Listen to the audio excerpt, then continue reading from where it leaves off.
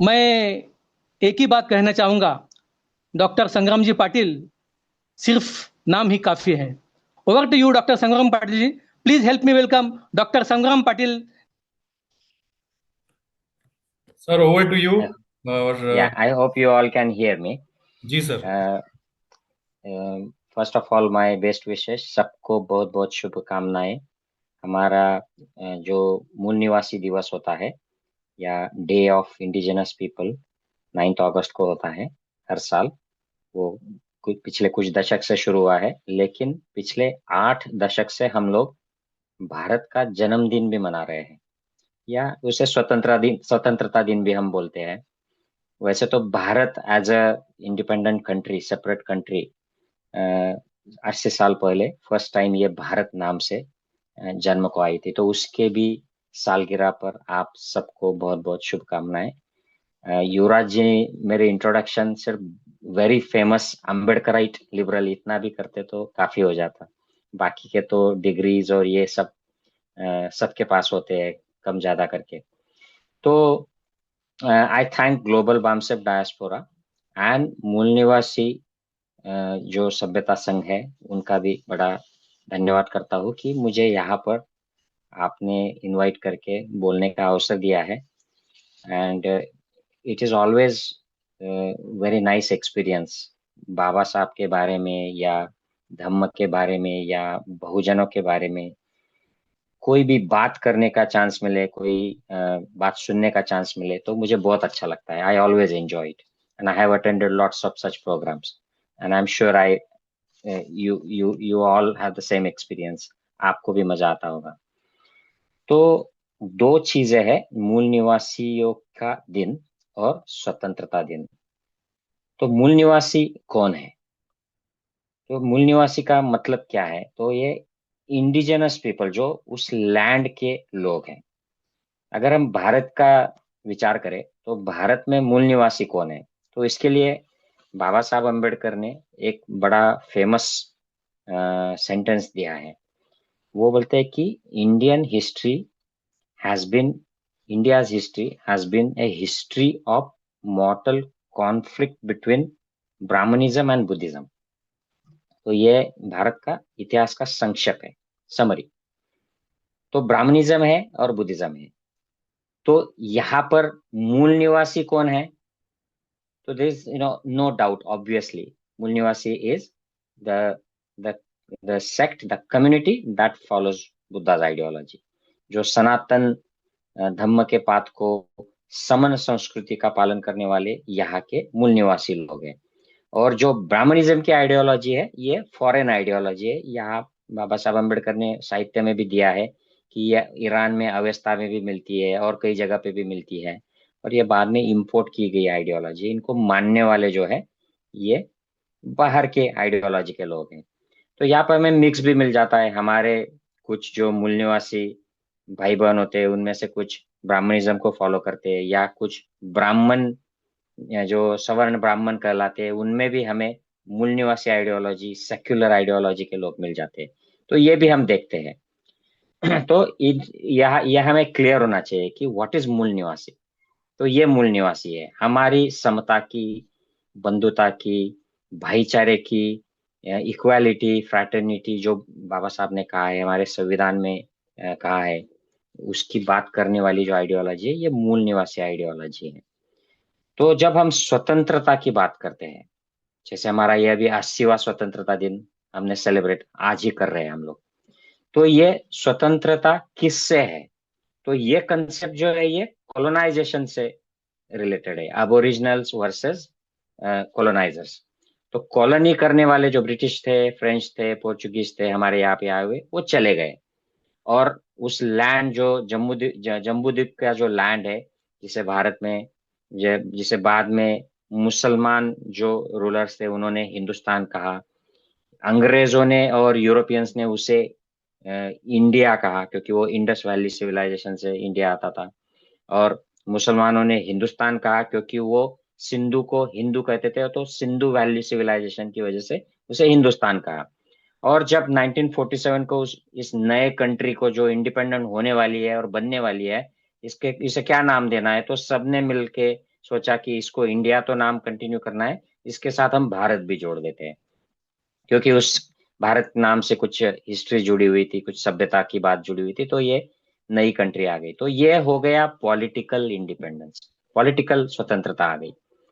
लेकिन सही मायने में सवाल यह है, और इसीलिए हम भी बार बार ये मूल निवासी ये क्यों हम गाना गाते रहते हैं, क्योंकि स्वतंत्रता तो आ गई पॉलिटिकल, लेकिन क्या ये मूल निवासियों को भी आ गई? क्या हमारे देश के मूल निवासी स्वतंत्र है? ये सोचने की बात है। और मैं कहता हूं कि मूल निवासी पूरी तरह स्वतंत्र नहीं है, उनको स्वतंत्रता नहीं मिली है। ये आप किसी भी विचारवंत से कहिए, देखिए अब जब स्वतंत्रता मिली थी तो अन्ना भाऊ साठे ने कहा था कि ये झूठी है, आजादी झूठी है, क्योंकि हमारी जो जनता है, बहुजन जनता, ये भूखी है, तो ये आजादी को हम नहीं मानते। तो ये सिर्फ पेट का सवाल नहीं है, ये डिग्निटी का, विचार स्वातंत्र का, आचार स्वातंत्र का, हमें कैसे रहना है, हमें रिस्पेक्ट मिलेगा या नहीं मिलेगा इस लैंड में, इंडिया के लैंड में, ये सारी बातें। अभी आप देखिए, कुछ ही दिन पहले एक दलित नेता, आज देश की सबसे पुरानी जो पॉलिटिकल पार्टी है, जिसने सबसे ज्यादा रूल किया है देश को, कांग्रेस पार्टी, उनके जो प्रेसिडेंट है मल्लिकार्जुन खड़गे, इन्होंने एक जगह पर जाकर भाषण दिया।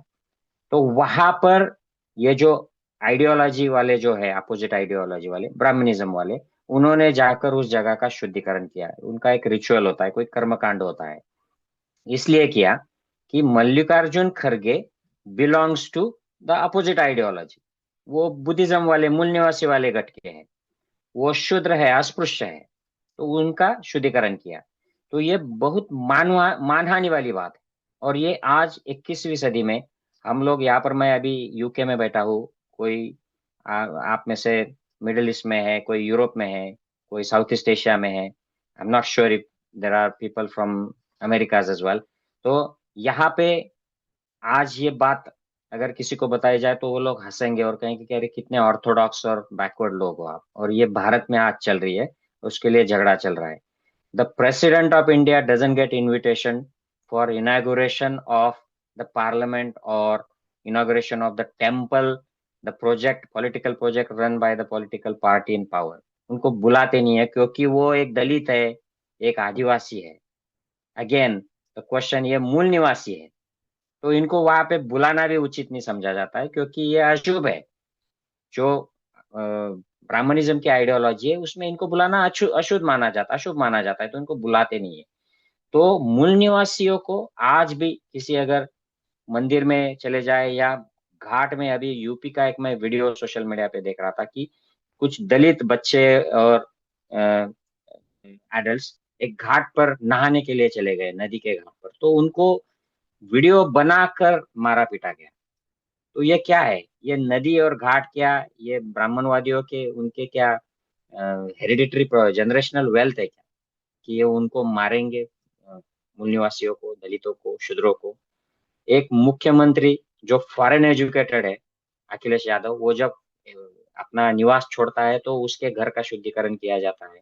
ये किस तरीके की बात इंडिया में चल रही है? ये दर्शाती है कि भारत में मूल निवासियों को अभी भी स्वतंत्रता पूरी तरह से नहीं मिली है। वो प्रेसिडेंट हो जाए, वो चीफ मिनिस्टर हो जाए, वो आईएएस हो जाए, वो कितना भी बड़ा हो जाए या बड़ी हो जाए, उसको उसकी रिस्पेक्ट उस तरीके से नहीं मिल रही है। तो इसीलिए मूल निवासियों की बात होना बहुत जरूरी है। और हम ये बहुत अच्छा काम कर रहे हैं, हम सब ग्लोबल डायस्पोरा की तरफ से, कि हम इस मुद्दे को डिस्कस कर रहे हैं। हमें ये बार बार डिस्कस करना चाहिए ये मुद्दा, तभी ये इसका समाधान निकल पाएगा।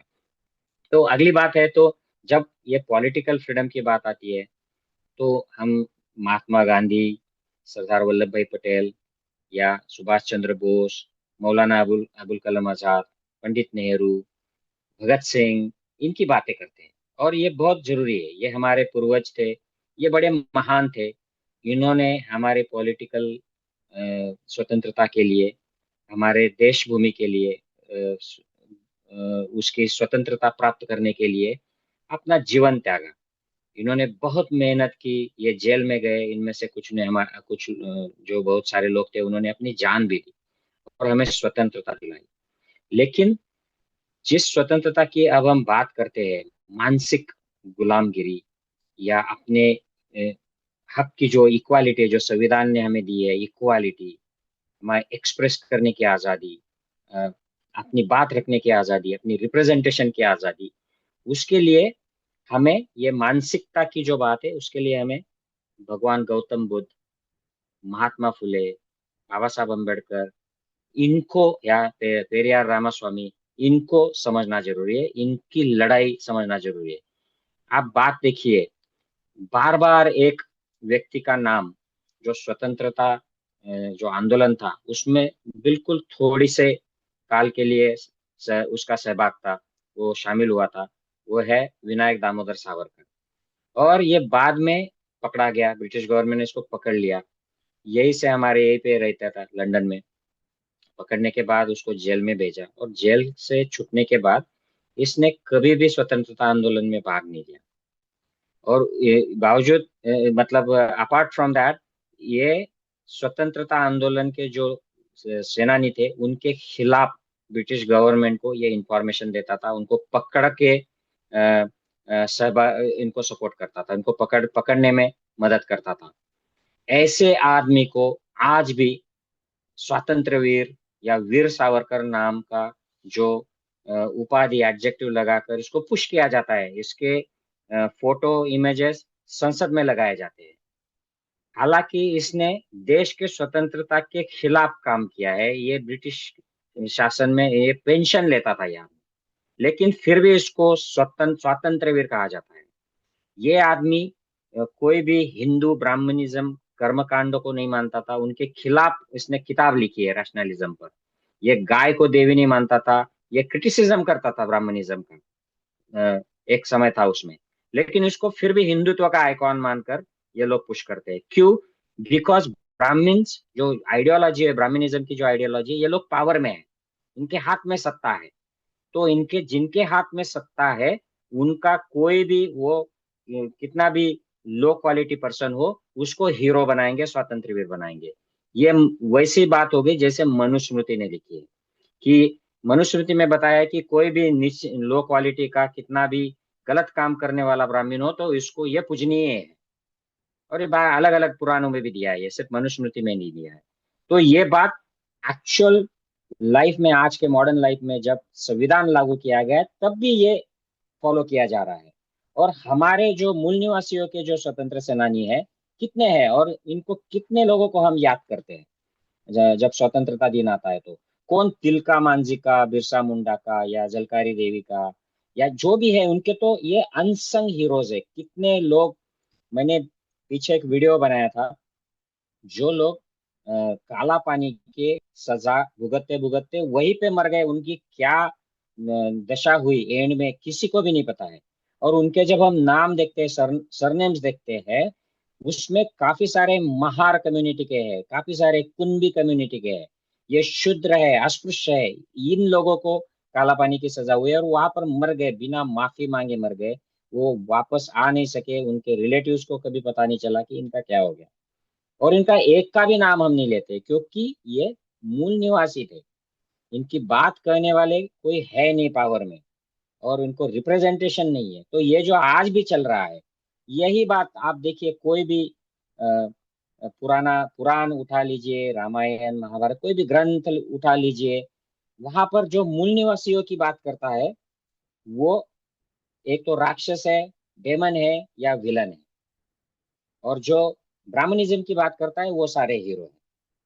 अब रामायण की मैं बात करता हूँ, रामायण का एग्जाम्पल ले लीजिए। जो ओरिजिनल रामायण है दशरथ जातक कथा, उसमें रावण का नाम कहीं पर नहीं है। लेकिन जो ब्राह्मणिकल रामायण जो बनी बाद में वाल्मीकि के नाम से जो लिखी गई, उसमें एक रावण नाम का पात्र आ गया। ये रावण क्या करता है कि ये जो सीता राम और लक्ष्मण के साथ वनवास गई है, उसकी जो सीता है उसको उठा के लेके जाता है, किडनैप करता है। और ये कोई भी इसका कोई एविडेंस ही नहीं है ओरिजिनल लिटरेचर में। और मैं जब ढूंढ रहा हूँ कि अरे ये रावण कहाँ से टपक पड़ा है इसमें रामायण में, क्योंकि दशरथ जातक में तो रावण है ही नहीं। तो पढ़ते पढ़ते फिर लंकावतार सुक्त नाम का एक बुद्धिस्ट जो बुक है वो सामने आ जाता है। और ये बुक हमें बताता है कि ये रावण एक्चुअल में बुद्ध का फॉलोअर था, और ये अरहंत हो गए थे, बुद्ध हो गए थे रावण। तो ये बात हमें पता चलती है। तो ये जब कोई बुद्ध हो गया है, बुद्ध का फॉलोअर हो गया है, तो उसको राक्षस बना दिया गया है। और जो बुद्ध का फॉलोअर नहीं है, उनके विरोध में है, उसको हीरो बना दिया है, उसको अवतार बना दिया है मोस्ट केसेस में। तो ये हमें बात पता होनी चाहिए कि मूल निवासियों के जो हीरो है, उनको विलन बना दिया गया है, और हमारे जो एक्चुअल में शत्रु थे, विलन थे, वो आज हीरो बन के घूम रहे कहीं पर भी। इसलिए हमें ये इतिहास पता होना चाहिए। इतिहास जानना बहुत जरूरी है। बाबा साहब अम्बेडकर हिस्ट्री पर बहुत जोर देते थे, इसलिए बाबा साहब अम्बेडकर का आप लिटरेचर देखिए, उसमें बहुत सारा इतिहास है। और बहुत सारे ये जो मनुवादी अंधभक्त होते हैं, वो पूछते रहते हैं सोशल मीडिया पर या वीडियोस बनाते रहते हैं, बी आर अम्बेडकर को क्या मालूम था हिस्ट्री, वो थोड़ी हिस्टोरियन थे। लेकिन बाबा साहब अम्बेडकर ने जो सारा काम किया है, वो हिस्ट्री को खोदने का ही काम किया है। सारे पुराण, रामायण, महाभारत सबको खोद कर उन्होंने जो बातें बाहर निकाली है, वही पढ़ पढ़ के आज लोग जागरूक हो रहे हैं। तो इसलिए इतिहास जानना बहुत जरूरी है। बाबा साहब कहते थे, अगर हिस्ट्री नहीं पता चले तो आप वही हिस्ट्री रिपीट करते रहोगे, वही गलतियां करते रहोगे, you won't be able to understand your present. It will not make sense to you कि ये चीजें ऐसी क्यों है, why the things are like that, क्यों क्यों क्यों आज जो मूल निवासी है, महार है, मातंग है, या शूद्र जमात के लोग हैं, ये ऐसे क्यों है, ये कहाँ से आए। और अगर इनका पता चल गया, हम बाबा साहब की किताबें पढ़ ले, शूद्र पूर्व में कौन थे, या हु वर अनटचेबल्स, ये किताबें पढ़ ले, तो हमें पता चल जाता है कि ये सारा सेल्फ एक्सप्लेनेटरी हो जाता है। तो इसलिए जरूरी है, then we can decide about your future in a better way. So मैं, that's why meeting on a regular basis, global BAMSEP diaspora, I would urge you guys, the organizers, जो भी लोग इसमें मेन कम्युनिकेट करते हैं all over the world, have some programs where people will come on this platform, and they'll talk about this literature कि बाबा साहब ने क्या लिखा है, महात्मा फुले ने क्या लिखा है, बुद्ध ने क्या लिखा है, कबीर ने क्या लिखा है, पेरियार ने। And we all should make sure our next generations read this, next generation will understand this all, so that will help them to make sense. नहीं तो फिर वो कंफ्यूज हो जाएंगे, उनको समझ में नहीं आएगा। और जैसे मेरा my elder son, he is in London, and he one day came and he started talking about Gandhi. और गांधी के बारे में वो ऐसी बातें करने लगा जो अंधभक्त या आरएसएस संगी लोग हमेशा बताते हैं। तो मैंने उसे पूछा कि ये भाई तूने कहाँ पे पढ़ा सुना ये। वो बोला, मैंने ये दो चार सोर्सेस में से पढ़ रहा हूँ।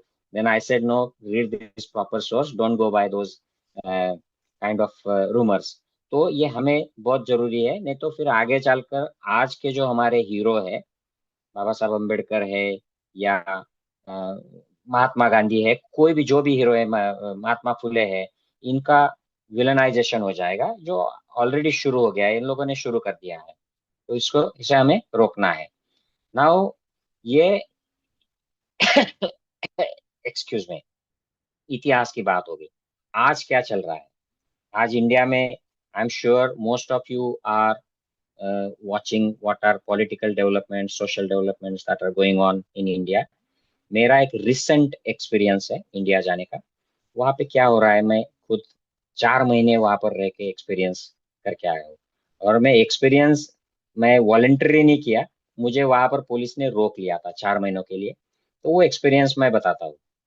So I visited India in January, and this was my routine visit. I usually go there 3 times, sometimes 4 times, because of the activities and all the things we do there. तो जनवरी में जैसे ही मैं airport पे गया, तो मुझे वहाँ पर इमिग्रेशन ऑफिसर द्वारा रोका गया, and they inform me that I had a police case against me, और कुछ डिफेमेशन का केस है। सोशल मीडिया पे मैंने दो कम्युनिटीज के बीच में हेट स्प्रेड किया है। The police will come and they will arrest me and they will take me from airport. Then police came, Bombay police, criminal crime branch, and they kind of took me to police station. और वहां पे मुझे जाने के बाद पता चला कि जिस फेसबुक पॉइंट के लिए मुझे उन्होंने रोका है, डिटेन किया है, वो फेसबुक का पॉइंट, वो क्राइम ही नहीं है.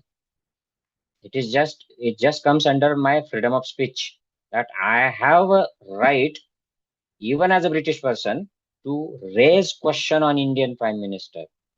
कि भाई आपका ये जो नाम इधर उधर आ गया है गलती से, इसके बारे में ये सब चुप्पी क्यों है. तो इस वजह से उन्होंने मुझे ऐसे तरीके के कॉन्स्टिट्यूशनल सेक्शंस लगाए कि आपने ये दो कम्युनिटीज के बीच में हेट स्प्रेड कर दिया.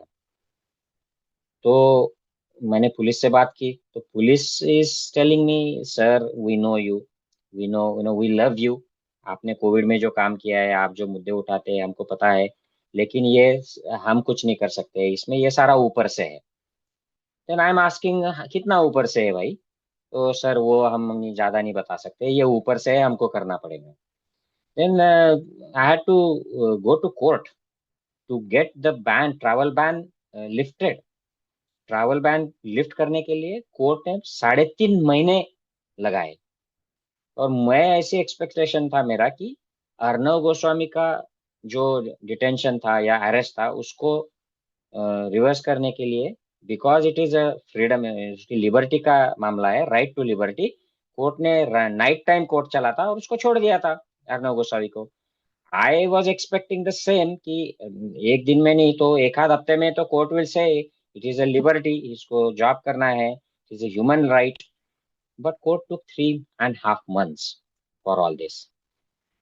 क्यों हुआ ये, तो मैं मूल निवासियों की बात करता हूँ, मैं कॉन्स्टिट्यूशन की बात करता हूँ, मैं लोगों के हक की बात करता हूँ, सेक्युलरिज्म की बात करता हूँ, और जो प्रस्तापित है, सत्ता है, अ, उनके खिलाफ मैं बात करता हूँ. तो इसलिए मुझे इस प्रोसेस से जाना पड़ा. और ये मुझे शुरू में ही लोगों ने बोल दिया था कि ये this is a political case, आपको तकलीफ देने के लिए ये सब किया जा रहा है.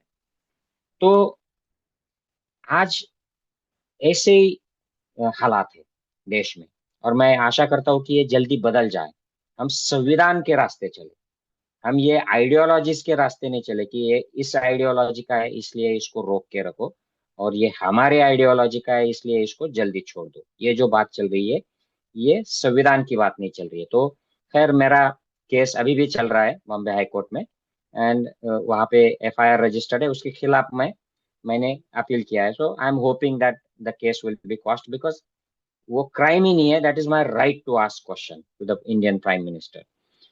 तो ये संविधान किस तरीके से यूज करना है, इसके बारे में बाबा साहब अम्बेडकर ने हमें 1949 में संविधान सभा में जो भाषण दिया था, वो अंतिम भाषण था बाबा साहब अम्बेडकर का.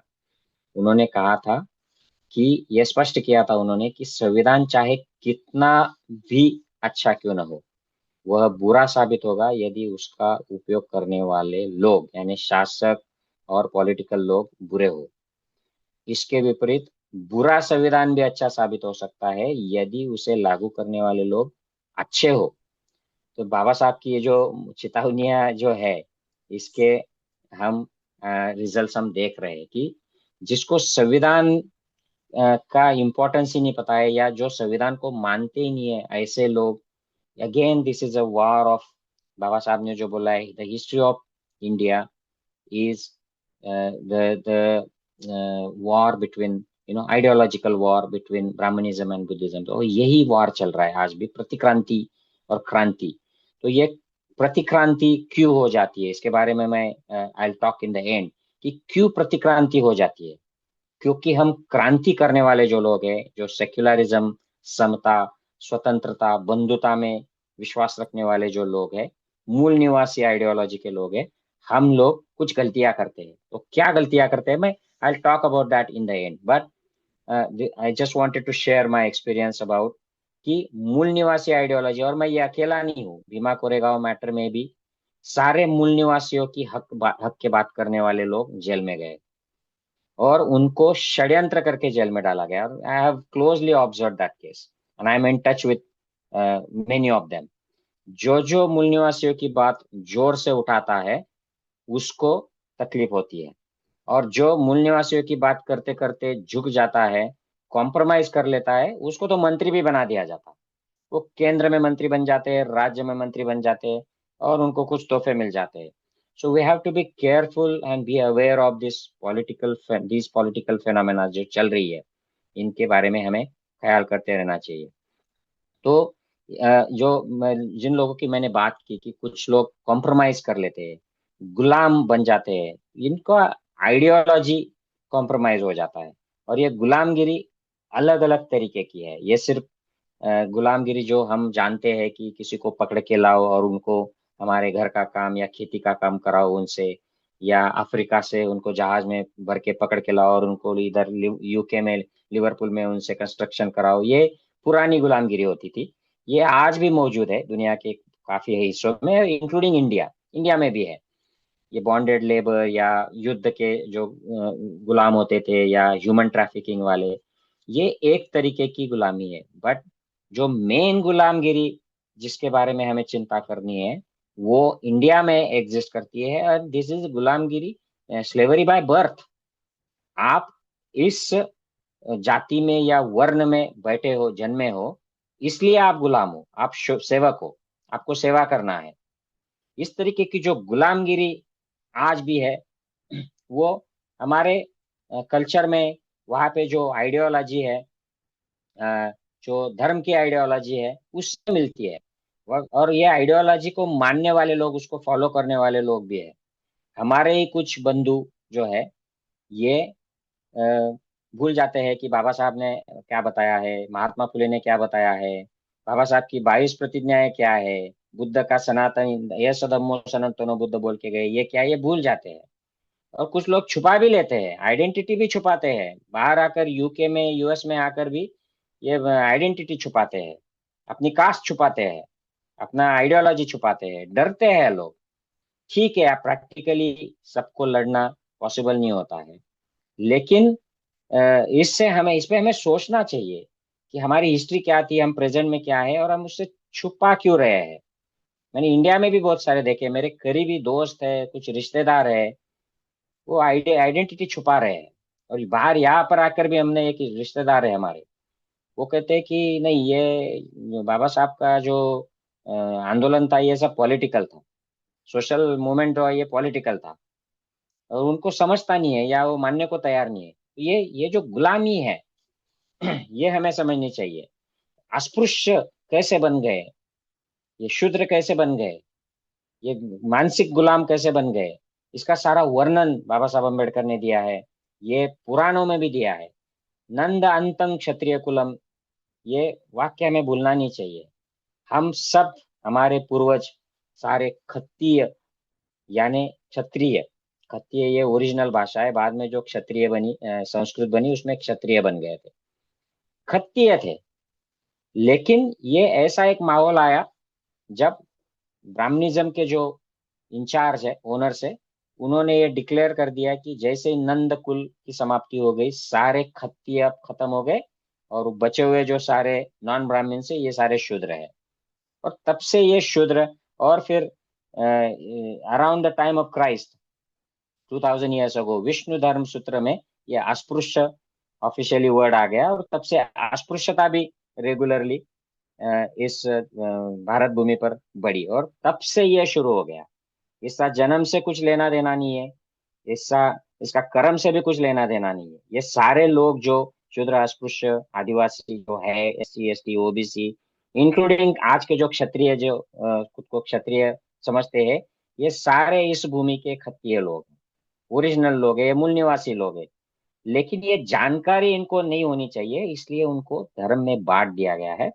इनमें अलग अलग गलत फहमियां पैदा कर दी जाती है, वर्गीकरण, उपवर्गीकरण, और फिर इस तरीके के उनको लॉलीपॉप्स, चॉकलेट्स देकर अलग अलग ही रखा जाता है। आज भी वही होता है, हम भी वही फॉलो करते हैं जो चाणक्य नीति है। चाणक्य नीति में है कि आपके बाजू वाला अगर आपसे कमजोर हो तो उस पर हमला कर दो, आपका बाजू वाला अगर आपसे स्ट्रांग है तो उसको खुश करके रखो। ये चाणक्य नीति है, ये ब्राह्मणिज्म की नीति है। हमको ये समझनी चाहिए। और हमारे जो भाई है समाज के, नॉट जस्ट अम्बेडकराइट और जस्ट नॉट जस्ट SC, जो भी है, उनके साथ हमें कोलैबोरेट करना है। बाबा साहब अम्बेडकर ने बहुत क्लियरली कहा था उनका एक भाषण था। मैंने ओमान में जब मैं प्रोग्राम के लिए गया था, एम ओमान के प्रोग्राम के लिए, उस वक्त मैंने उसकी कुछ पंक्तियां सुनाई थी। मैं I try to read it in the end. तो वो बाबा साहब अम्बेडकर हमें यूनाइटेड रहने का उपदेश करते हैं। वो कहते हैं कि डोंट गेट डिवाइडेड। ये अलग अलग संगठन के नाम, अलग अलग लीडर्स के नाम, हम इस गट के हैं, हम उस गट के हैं, हम ये आइडियोलॉजी के, एक साथ रहो। क्योंकि बाबा साहब अम्बेडकर कहते हैं कि उनके जो 3 चीजें हम मानते हैं आदेश, एजुकेट, यूनाइट एंड एजिटेट, शिका, संगठित व संघर्ष करा, मराठी में जो बोलते हैं कि यही यही काम करना है हमें। और एजुकेट मतलब क्या है कि ये सब समझना है कि क्यों बाबा साहब अम्बेडकर 1947 जुलाई 1947 में जब इंडिया का फ्लैग बन रहा था, तो उस पर ये ट्राई कलर फ्लैग था। ओरिजिनली इसमें कांग्रेस का चरखा होता था, और इसमें जो धम्म चक्र आ गया, ये बाबा साहब अम्बेडकर का बड़ा योगदान है इसमें। चौथा कलर है, एक्चुअली ट्राई कलर नहीं, it is a 4th colour flag. क्यों आया धम्म चक्र का, तो मैंने कहीं पढ़ा था बाबा साहब का, मैंने ऑथेंटिक सोर्स में नहीं पढ़ा है, बट बाबा साहब अम्बेडकर ने कहा है कि मुझे वहां पर जो सिंबल रखना था उसमें ब्राह्मणिज्म से कुछ भी नहीं मिला, मुझे सिर्फ बुद्धिज्म में ही इसका सिंबल मिला, जो इक्वालिटी, फ्रैटर्निटी, ब्रदरहुड का एक रिप्रेजेंटेशन करता है, कंप्लीट मेंटल लिबरेशन, स्वतंत्रता की बात करता है। तो ये धम्म चक्र के बारे में भी हमें सबको पता होना चाहिए, और हमें लोगों को भी बताते आना चाहिए। क्योंकि बहुत सारे, आप अगर इंटरनेट पे जाओगे कि और अगर पूछोगे कि ये जो चक्र है, धम्म का चक्र, ये क्या है, तो कुछ लोग कहते हैं कि ये विष्णु का चक्र है, ये अशोक का चक्र है। ठीक है, अशोक का चक्र भी उसे कहा जाता है, लेकिन ये ओरिजिनली अशोक चक्र नहीं है, दिस इज अ धम्म चक्र।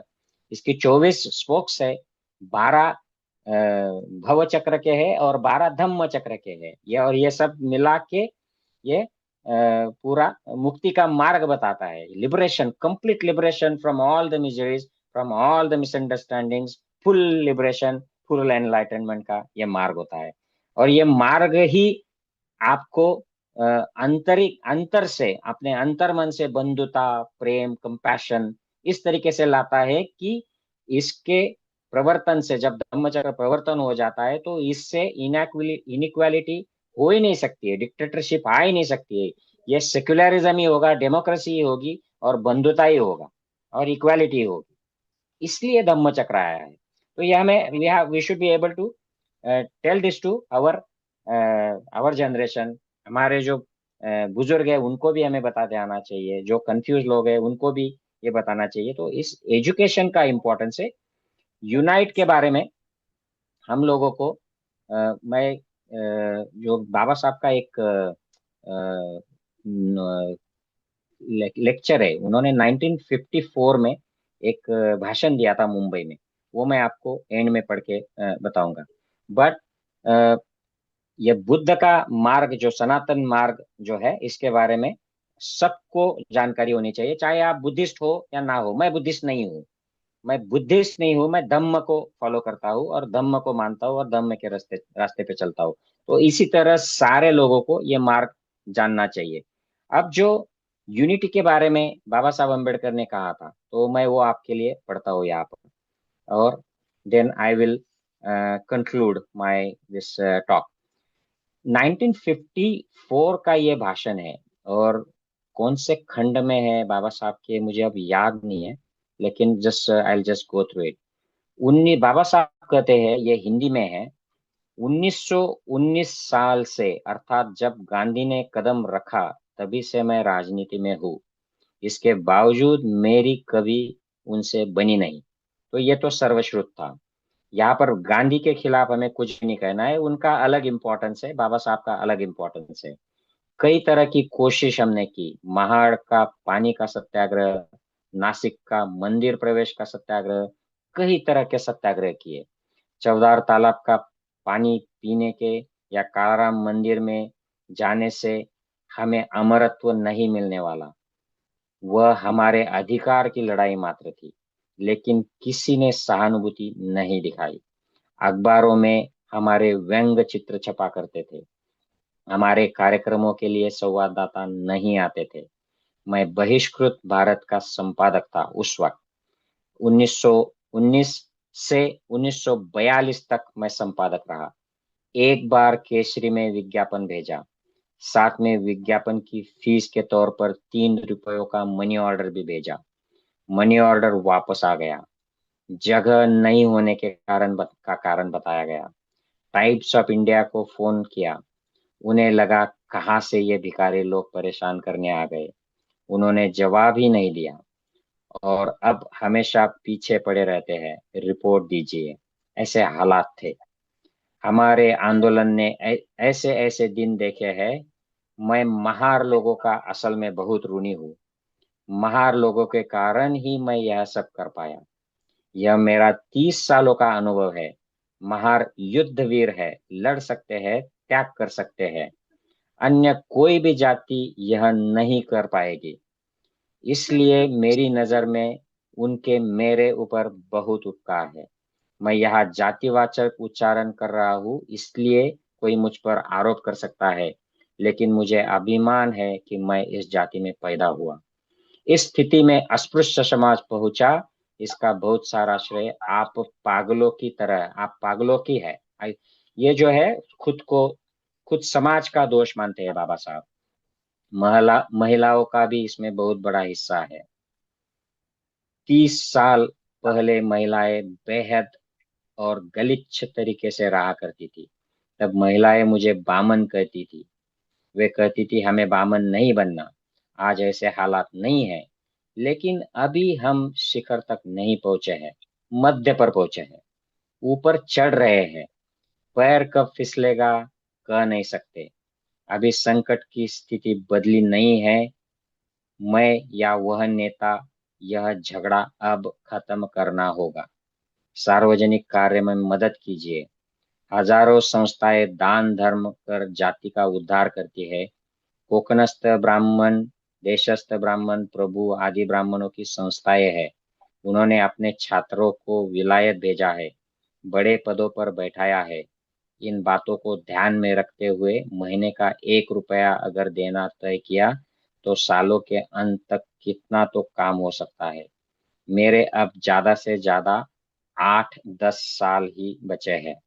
ये 1994 में बाबा साहब कहते हैं। उनको लग रहा होगा कि मैं 8-10 साल जीऊंगा, लेकिन हमें पता है कि वो उसके साथ पास ही ओनली सर्वाइव फॉर 2 इयर्स। बाबा साहब है, इसलिए हमें कुछ नहीं करना कहकर नहीं चलेगा। मैं अब राजनीति से अलग होने वाला हूँ।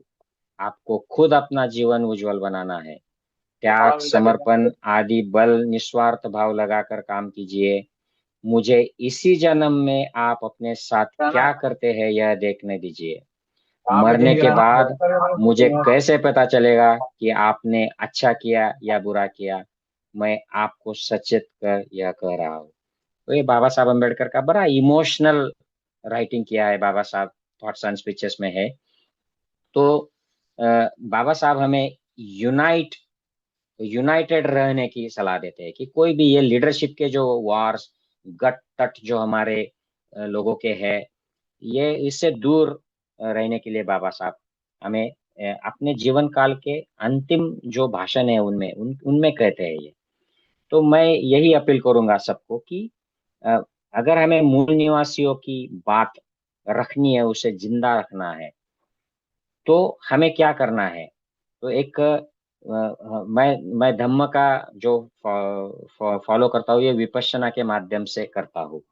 वहां पर गोयंका, आचार्य गोयंका गुरुजी हमेशा एक एग्जाम्पल दिया करते थे। वो कहते थे कि ये विपश्यना का मार्ग, जो धम्म का मार्ग है, ये अगर हम फॉलो नहीं करते हैं तो इसकी जो शुद्धि है ये हम लूज कर देते हैं, ये अशुद्ध हो जाता है और बाद में फिर ये विक्षिप्त हो जाता है। और ये इतना विक्षिप्त हो जाता है कि इसमें कर्म कांड और ये गलत तरीके की परंपराएं आ जाती है, जो हमें आज दिखती है। बहुत सारी जो परंपराएं जो आज हम हिंदू धर्म की मानते हैं, ये बहुत सारी ओरिजिनली बुद्धिज्म से आई है, लेकिन ये सब भ्रष्ट हो गई है, एडल्टरेट हो गई है और उसी को धर्म मान के लोग चलते हैं। तो ये नहीं होना चाहिए। इसलिए हमें क्या करना चाहिए, तो अब हमें तो धम्म तो मिल गया है और हम मनुष्य बन के आ गए हैं। तो हमें ये देखना है कि ये जो मार्ग है, बाबा साहब ने दिया हुआ मार्ग है, महात्मा फुले जी ने दिया हुआ मार्ग है, पेरियार रामास्वामी जी ने बताया हुआ मार्ग है, संत कबीर है, भगवान बुद्ध है। इस मार्ग को हमें छोड़ना नहीं है और इसको दूसरों को भी साथ लेकर चलना है, और तभी ये मार्ग जीवंत रहेगा। अन्यथा फिर ये ब्राह्मणों ने ऐसे कर दिया, हमारे ये स्तूप तोड़ दिए, और मुसलमानों ने हमारी यूनिवर्सिटीज तोड़ दिया, इसलिए बुद्धिज्म बर्बाद हो गया। बाबा साहब अम्बेडकर का कोई फॉलोअर ठीक से नहीं रहा, ये इन्होंने हाईजैक कर लिया और वो अभी आरएसएस के साथ चले गए। ये ऐसी कंप्लेन करने का कोई मतलब ही नहीं है, ये सारी स्टूपिड बातें हैं। ये हमारे ऊपर है कि हम कैसे यूनाइटेड रहे और हम अपने इरादों पर टिके रहे, मार्ग पर चलते रहे, और हमारा representation, we make sure we are represented, our voice is heard at a broader scale. मैं पॉलिटिकल यहाँ पर बात नहीं करना चाहता हूँ। मैं ये जो छोटी छोटी इस जाति की पार्टी उस जाति की पार्टी इनके बिल्कुल खिलाफ हूँ। मेरा मानना है कि हमको ब्रॉड जो बिग प्लेटफॉर्म है उस पर से लॉन्च होकर बड़े खेल खेलने चाहिए, ऐसी मेरी मान्यता है। तब हमें प्राइम मिनिस्टर, चीफ मिनिस्टर होने के चांसेस मिलते हैं, और हमारी बात वाइड, हम खुद को ऐसे आइसोलेट करके कि नहीं हम ये जाति के तो हम ऐसे ही जाति का गढ़ बनाएंगे, इसकी पॉलिटिकल आइडियोलॉजी करेंगे, तो ये नहीं चलेगा, इंडिया में नहीं चलेगा। तो हमें बड़े प्लेटफॉर्म्स पर, बड़े पिच पर जाकर खेलना चाहिए और दुनिया को दिखाना चाहिए। जैसे बाबा साहब अम्बेडकर को जैसे ही चांस मिल गया, वो फर्स्ट लॉ मिनिस्टर हो गए, तो उन्हें दुनिया को दिखा दिया कि सबसे बढ़िया संविधान जो आज भी ये जो मनुवादी संविधान विरोधी सत्ता में बैठे हैं उनको संविधान के दायरे में रहकर काम करने पर मजबूर कर देता है, ऐसा संविधान उन्होंने लिख दिया। तो यही हमें करते रहना है और यही पाथ पर चलते रहना है। तो मैं फिर से आपके संगठन जो है ग्लोबल डायस्पोरा, बामसेफ डायस्पोरा को धन्यवाद देता हूँ, मुझे यहाँ पर बात रखने की जो अपॉर्चुनिटी दी है और आप लोगों से जुड़ने की, and I will be very interested in continuing this communication and develop this relationship. And I would like to see all these groups who are operating all over the world. कोई लोग हमारे यूएस में काम कर रहे हैं, कोई middle east में है, कोई यूरोप में है, अमेरिका में है। हम सब के जो संगठन है, हम सब मिलकर ऐसे कुछ इवेंट और करें और सब एक यूनाइटेड फ्रंट को डेवलप करें, और हम सब एक ही भाषा बोले, एक ही हमारी लैंग्वेज हो, और जो जो सबको समझ आए। Not inter language inter not Hindi Marathi, मैं बोल रहा हूँ कि सब आइडियोलॉजी सब क्लियर हो, और आपस में जो भी हमारी छोटी मोटी दीवारें हैं उनको हम तोड़ दे, सब एक हो जाए, क्योंकि this is what doctor B R Ambedkar wants us to do. जय हिंद, जय भीम, जय मूल निवासी।